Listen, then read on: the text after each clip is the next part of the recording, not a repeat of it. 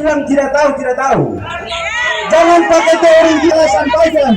Lembaga ini adalah lembaga kolektif kolegial, bukan masing orang per orang. Aliansi Masyarakat Adat mengancam akan menduduki kantor Bawaslu dan KPU Kabupaten Maluku Tenggara jika tuntunannya tidak terpenuhi. Ancaman tersebut dikemukakan pada saat aksi demonstrasi yang dilakukan Aliansi Masyarakat Adat yang meminta digelarnya pemilihan suara ulang di beberapa tempat pemungutan suara di Malra yang diduga kuat rawan terjadi kecurangan. Menurut salah satu orator Abasra Brusun, dugaan kecurangan sudah terlihat sejak awal pemilihan, hanya saja tidak ditindaklanjuti oleh Bawaslu maupun KPU. Ini merupakan akumulasi dari ketidakpuasannya karena kerja dua lembaga ini kerjanya tidak maksimal.